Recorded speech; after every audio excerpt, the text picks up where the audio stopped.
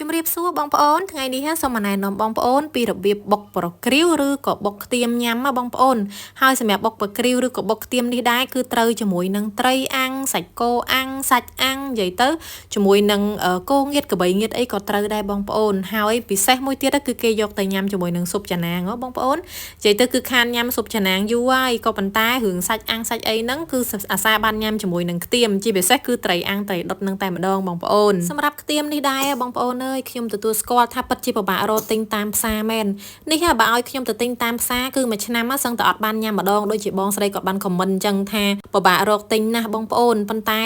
សម្រាប់ខ្ញុំនេះវិញគឺសំណាងទេបងប្អូនអើយបានបងថ្លៃគាត់ផ្ញើពីមណ្ឌលគិរីមួយឆ្នាំបាន2 3ដងដែរអញ្ចឹងណាបងប្អូនជួនទៅក៏មានធំធំបែបហ្នឹងជួនទៅក៏តូចតូចអញ្ចឹងហើយសារនេះយកមករៀងយូរថ្ងៃដែរស្លឹកគឺក្រហមអស់ហើយបងប្អូនអញ្ចឹងក៏បានតែគុលទេខ្ញុំក៏រំលែកជាពីរទៅមួយចំនួនយកទៅត្រាំធ្វើជ្រក់ហើយមួយចំនួនយកមកបុកហើយក៏ព្យាយាមអង្គុយរើសស្លឹកណាល្អបានម្ដុំអញ្ចឹងណាបងប្អូនដោយសារអីដោយសារតែពេលដែលយើងបុកខ្ទៀមបើមិនជាអត់មានស្លឹកក៏រសជាតិគឺរៀងអត់សូវពេញចិត្តដែរហើយណាមួយក្លិនក៏អត់សូវឈ្ងុយដិតដូចដែលយើងដាក់ទាំងស្លឹកទាំងគល់ដែរបងប្អូនអញ្ចឹងហើយបានជាព្យាយាមរើសស្លឹកនឹងមកអញ្ចឹងណាអញ្ចឹងមុននឹងខ្ញុំយកខ្ទៀមទៅបុកបងប្អូនឃើញគឺខ្ញុំយកទាំងខ្ទឹមសម្ទេសហ្នឹងយកមកលីងឲ្យឈ្ងុយទៅណាឲ្យឆ្អិននិយាយទៅឆ្អិនឲ្យឈ្ងុយសម្រាប់ខ្ទៀមដូចគ្នាគឺយើងយកមកលីងដល់ពេលដែលយើងលីងហ្នឹងគឺថាពេលយើងដាក់ចូលទៅដំបូងរៀងចេញរៀងទឹកតិចអញ្ចឹងណាអញ្ចឹងយើងលីងឲ្យរៀងស្ងួតអញ្ចឹងគឺលីងមកសន្ទុះដែរតែដោយសារតែខ្ទៀមខ្ញុំតិចអញ្ចឹងណាបងប្អូនលីងតែមួយផ្លែតទៅក៏រួចរាល់នេះបងប្អូនឃើញហីវាចាប់ផ្ដើមស្លោកហើយដំបូងគឺមានទឹកប៉ុន្តែដល់តែកាលណាយើងលីងទៅលីងមកអញ្ចឹងទៅ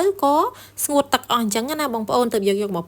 ប្រើការយកទៅបុកបានសម្រាប់ការបុកខ្ទៀមរបស់ខ្ញុំថ្ងៃនេះខុសពីរាល់ដងដោយសារខ្ញុំលើកនេះអត់ដាក់ប្រហុកទេណាបងប្អូនហើយក៏អត់ដាក់អំពិលខ្ចីដែរគឺបុកសិនទៅចាំយើងដាក់ក្រូចឆ្មាថែមញ៉ាំពេលក្រោយហើយខ្ញុំអត់ញ៉ាំប្រហុកបានទេឥឡូវហ្នឹងអញ្ចឹងក៏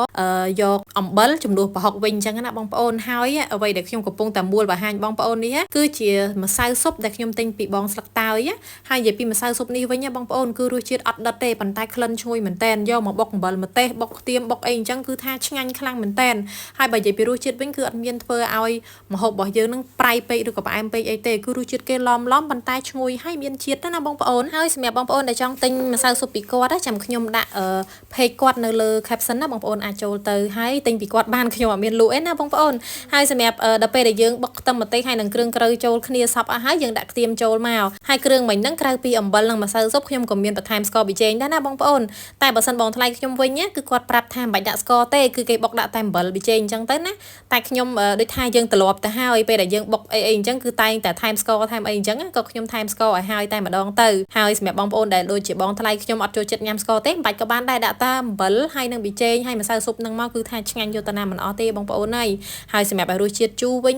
គឺនៅពេលដែលយើងបុករួចរាល់ហើយពេលដល់ពេលញ៉ាំចាំយើងច្របាច់ក្រូចឆ្មាពេលដែលយើងញ៉ាំជាមួយស៊ុបចាណាងក៏អញ្ចឹងដែរបងប្អូនដោយសារតែការបុកខ្ទៀមហ្នឹងគឺមានពីរប្រភេទមួយប្រភេទទៅយើងអាចដាក់ប្រហុកហើយនឹងអំបិលខ្ចីបានហើយប្រភេទមួយទៀតគឺបុកបែបស្រាលដូចខ្ញុំគឺដាក់តែអំបិលប៊ីចេងស្ករហើយយើងច្របាច់ក្រូចឆ្មានៅពេលញ៉ាំអញ្ចឹងគ្រាន់តែប៉ុណ្្នឹងគឺបុកខ្ទៀមគឺរួចរាល់ហើយបងប្អូនខ្ញុំនិយាយមែនខ្ទៀមបុកលើកនេះខ្ញុំពេញចិត្តខ្លាំងដោយសារតែក្លិនឈ្ងុយនឹងតែម្ដងខ្ញុំមិនដឹងថា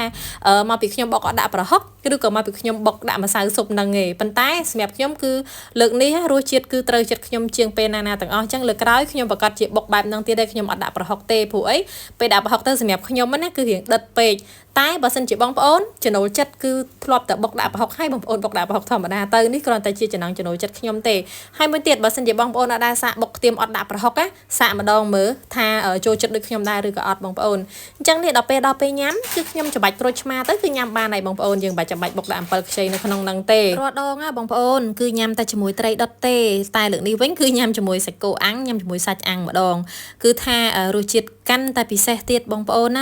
ហើយដល់ពេលថ្ងៃដែលញ៉ាំហ្នឹងគឺថាញ៉ាំចំថ្ងៃភ្លៀងស្រិចផងអូយឆ្ងាញ់ខ្លាំងណាស់ហើយបានបងប្អូនមកជុំគ្នា3 4នាក់ទៀតនិយាយពីថាឆ្ងាញ់ណាស់របស់អញ្ចឹងហើយវីដេអូខ្ញុំក៏មានតែប៉ុណ្្នឹងដែរបងប្អូនអរគុណច្រើនជួបគ្នានៅវីដេអូក្រោយ